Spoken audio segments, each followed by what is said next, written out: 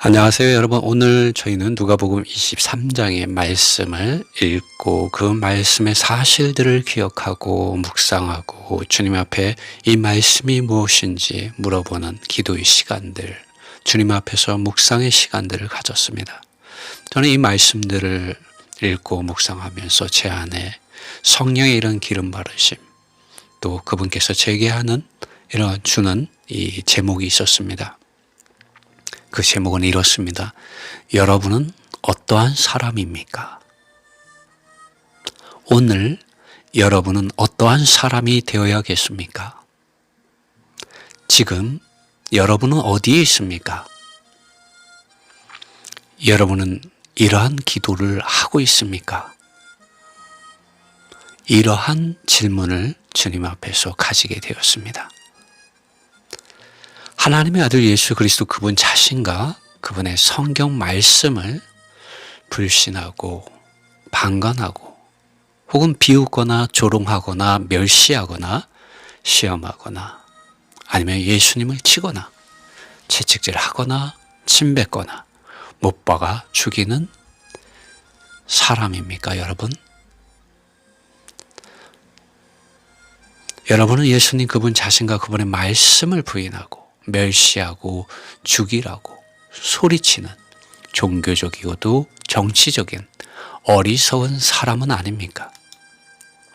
그렇지 않다면 어떠한 사람들입니까? 이름만 있는 그리스도인입니까? 차지도 뜨겁지도 않은 맹탕 신자입니까? 라오디게아에 있는 교회가 그러했습니다. 자기 자신에 대하여 아무런 부족이 없다고 생각했던 라오디게에 있는 교회 상태에 대하여 주님은 크게 책망하셨습니다. 가난하고 비참하였습니다. 그들은 가련하고 발가벗고 있었고 눈먼 상태에 있었습니다. 그러나 그들은 교만했습니다. 그들은 본다고 생각하였고 안다고 생각하였고 부족한 것이 전혀 없다고 생각하는 그런 상태의 교만에 빠져 있었습니다. 그렇기 때문에 주님 그분 자신을 그들의 문 밖에, 그들의 생각의 문 밖에, 그들의 마음의 문 밖에 세웠던 믿는 이들이었습니다. 또 그러한 교회의 하락과 타락의 상태 안에 그들이 있었습니다. 여러분은 어떠한 사람들입니까? 여러분 어떠한 믿음을 가진 사람들입니까? 살아계신 하나님의 아들 예수 그리스도와 예수 그리스도 그분 자신의 이런 말씀을 증언해 주시는 성령 하나님 앞에서 여러분은 어떠한 사람들입니까? 누가복음 23장을 보면은 빌라도가 나옵니다. 그리고 눈 멀고 키 멀어서 예수님을 시험하고 죽음에 넘기우는 대제사장들과 백성들의 간원들, 관리들의 이러한 조롱이 있습니다. 하나님께서 선택한 그리스도이거든. 너 자신이나 구원하라고 누가복음 23장 35절에서 말하고 있습니다. 그리고 종교 지도자들에 의하여 세뇌되고 선동되어져서 범죄자 바라바는 놓아주고 아무 잘못이 없는 예수님을 죽이라고 소리치는 어리석은 무리들이 있습니다. 예수님께는 아무런 범죄의 혐의점이 없다는 것을 알면서도 정치적으로 행함으로 올바른 판단을 예수님께서 받게 하지 못한 이 소극적인 빌라도의 재판과 헤롯의 이러한 판단, 심지어 헤롯은 여기에다가 예수님을 조롱하기까지 하였습니다.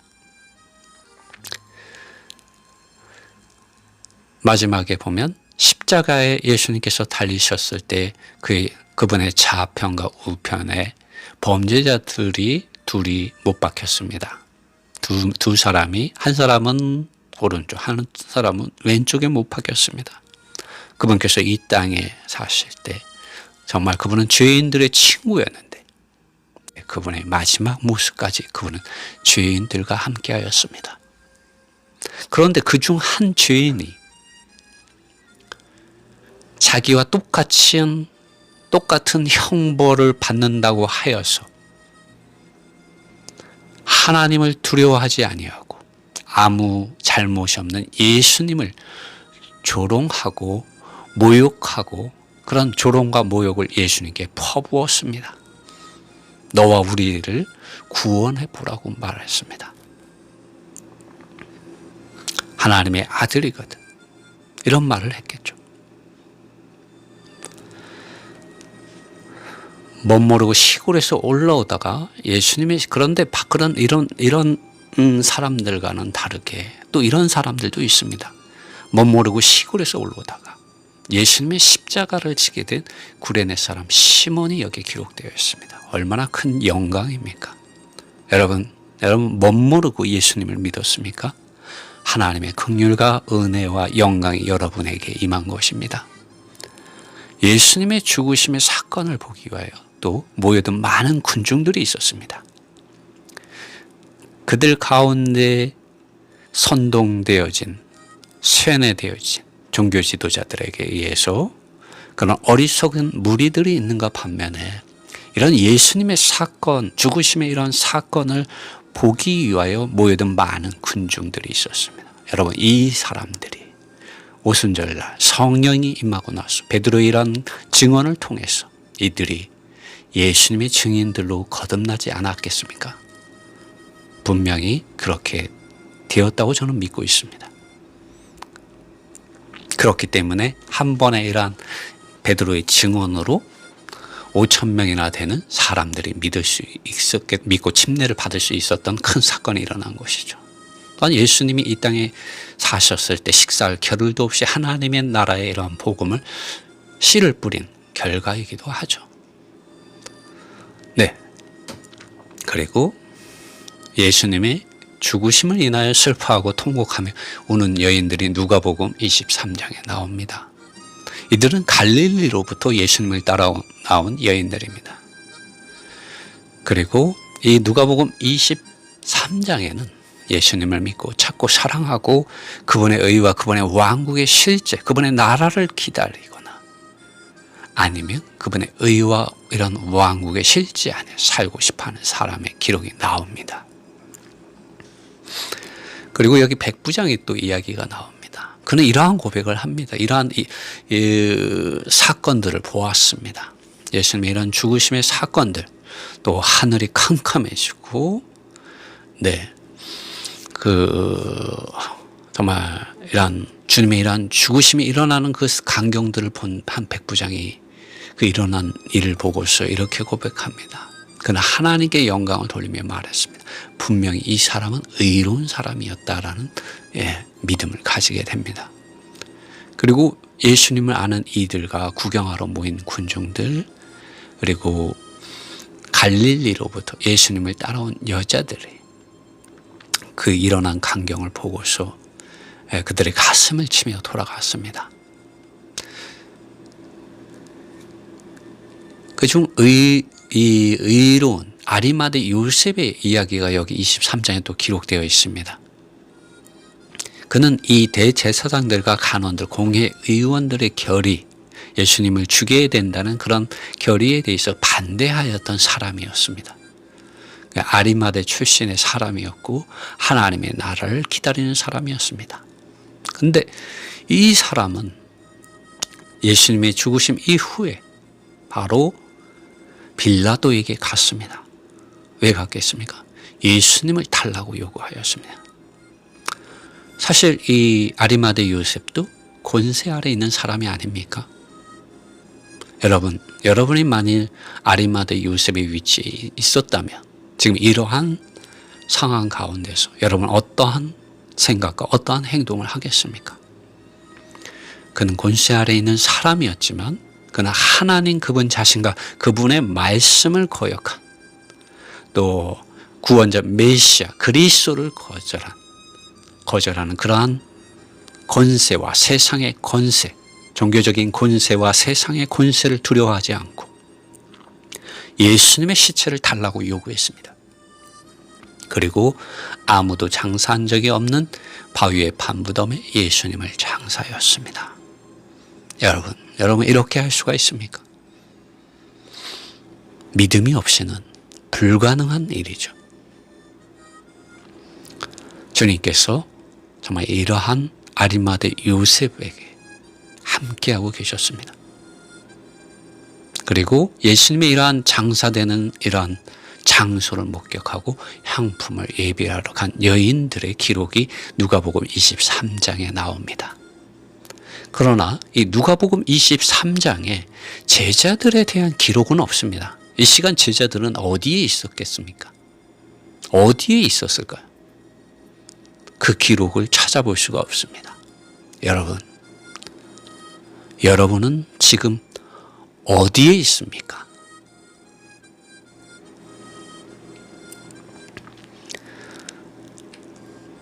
누가복음 23장에서 주님은 이러한 말씀을 하십니다.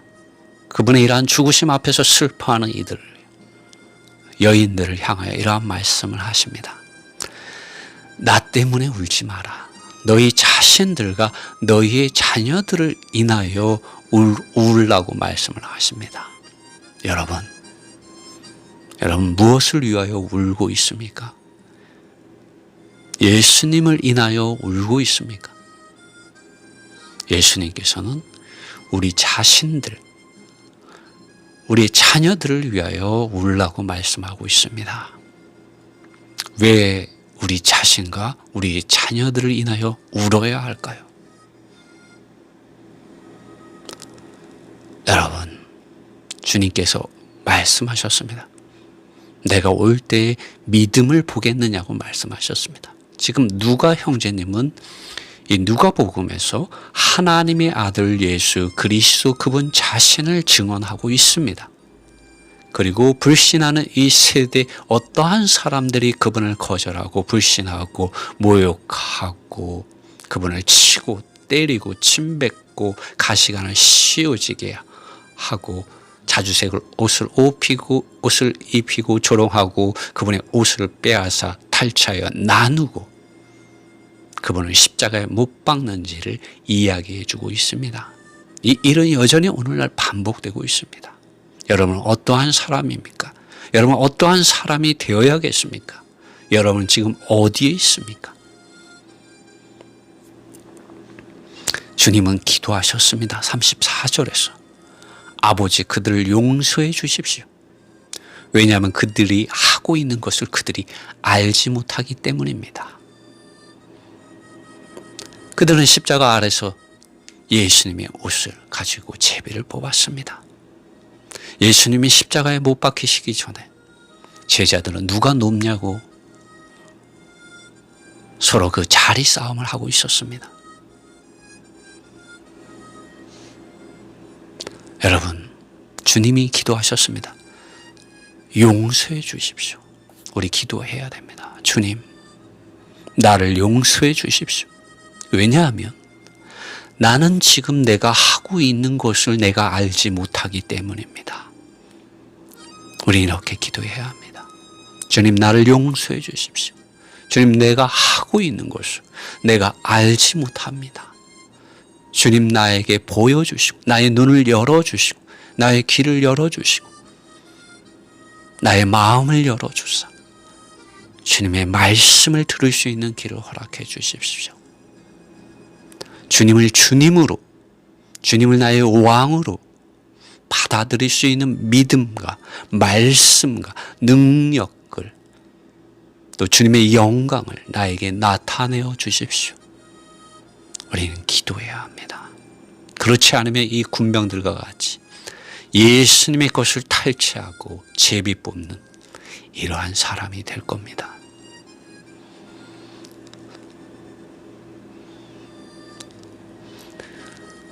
이 예수님의 이러한 죽으심을 바라보면서 많은 사람들이 또 선동되어진 이 어리석은 사람들, 세뇌된 어리석은 사람들이 말했습니다.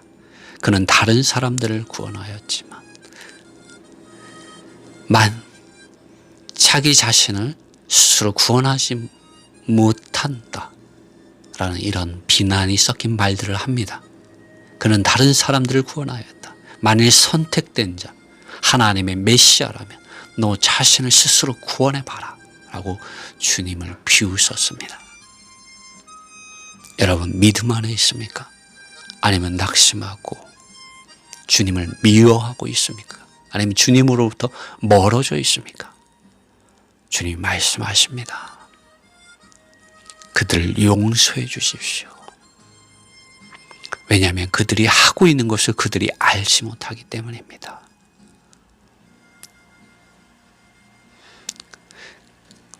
십자가에서도 이 범죄자 중 하나가 그분에게 모욕을 퍼부었습니다. 너가 메시아냐?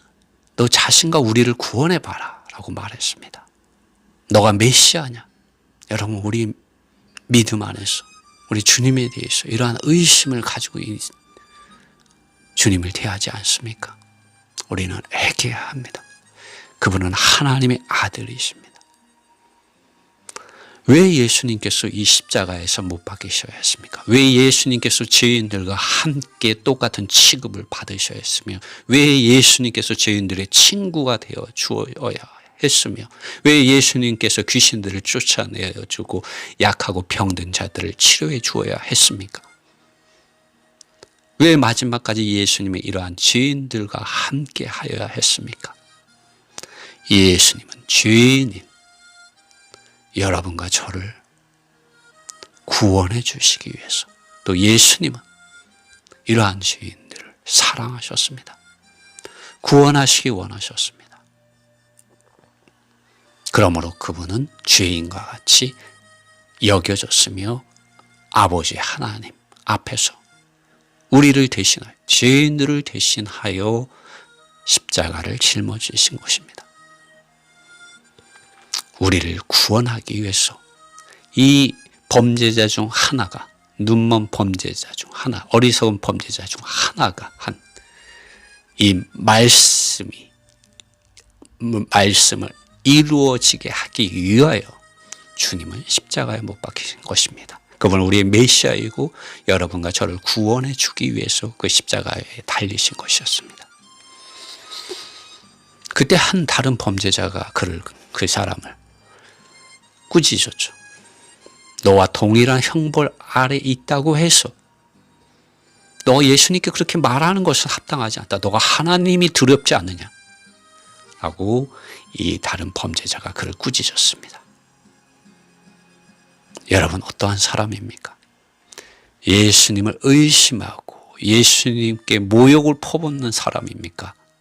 그런 죄인입니까? 아니면 이렇게 말하는 사람입니까? 그는 이렇게 말했습니다. 우리는 공정하게 벌을 받는다. 왜냐하면 우리는 우리가 행한 것들을 받는 게 마땅하기 때문이다. 십자가형을 받는 것이 자기들이 범한 그 죄들에 대한 합당한 결과라고 말하고 있는 것이죠. 그러나 이 사람은 아무런 잘못을 행하지 않았다고 그는 변호합니다. 예수님을. 그런 다음 이 범죄자 중 하나는 말합니다. 예수님, 당신께서 당신의 왕국 안으로 들어가실 때 나를 기억해 주십시오라고 예수님께 말합니다. 그때 예수님께서 대답해 주셨습니다. 예수님이 보십시오. 헤롯에게 가서는 한마디도 하지 않았습니다. 그러나 여기 43절 누가복음 23장 43절에서 이 범죄한 죄인인 한 사람이 주님께 돌아올 때 주님이 대답해 주셨습니다. 놀랍지 않습니까? 참으로 내가 너에게 말한다. 오늘 내가 나와 함께 낙원에 있을 것이다 말했습니다. 여러분, 얼마나 놀라운 긍휼과 은혜와 자비와 사랑입니까? 여러분, 우리 이러한 기도를 해야 됩니다. 우리 예수님 그분 자신을 인정하고 그분 자신을 우리의 왕으로 삼으며 그분 자신의 왕국에 이러한 실제 안에 들어가기를 힘쓰는 이 죄인, 마지막 그 죽음 앞에서 예수님을 바라보고 예수님을 인정하고 예수님을 받아들인 또 예수님께 이러한 기도를 할 수 있는, 말을 할 수 있는 그런 믿음의 사람이 되어야 합니다. 그의 이러한 예수님에 대한 마음이 예수님의 마음 그리고 예수님의 입술을 움직이게 했습니다. 참으로 내가 너에게 말한다. 오늘 내가 나와 함께 낙원에 있을 것이다. 그리고 46절에서 예수님께서 큰 소리로 부르짖었습니다. 아버지, 당신의 손 안으로 나는 나의 영을 맡겨드립니다. 라고 말했습니다. 그분께서 이 말씀을 하시고 나서 마지막으로 숨을 거두셨습니다. 아버지, 당신의 손 안으로 나는 나의 영을 맡겨드립니다. 여러분, 주님이 이러한 영과 생각과 마음으로 사람의 위치에 서서 그분의 인생을 사셨습니다. 구속의 사역을 이루시고 구원의 사역을 이루셨습니다. 여러분, 우리는 아버지 하나님의 사랑과 그분의 사랑하는 아들 예수 그리스도의 은혜와 성령 하나님의 기름 바르심과 말씀하심과 운행하심과 역사하심과 증언하심 안으로 우리의 영을, 우리의 생각을, 우리의 마음을 그분 자신 안에 놓아드려야 합니다. 그분은 주님이시고 그분은 우리의 왕이십니다. 그분은 참으로 메시아이시고 하나님의 아들이시고 그리스도이시고 구원자이십니다. 오늘 이분께 대한 우리의 믿음, 우리는 반드시 회복해야 하고 그 믿음 안에서 강해져야 합니다. 여러분은 어떠한 사람입니까? 여러분은 어떠한 사람이 되어야 하겠습니까? 여러분은 지금 어디에 있어야 하겠습니까? 누가복음 23장의 제자들에 대한 기록이 없습니다. 그들은 어디에 있을까요?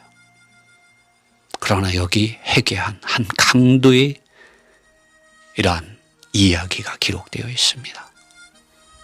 여러분, 우리 이러한 사람들이 되어야 되지 않겠습니까? 오늘 이 말씀 안에서 주님의 말씀하심이, 성령의 말씀하심이 여러분의 영 안에, 여러분의 생각과 마음 안에 함께하기를 바랍니다.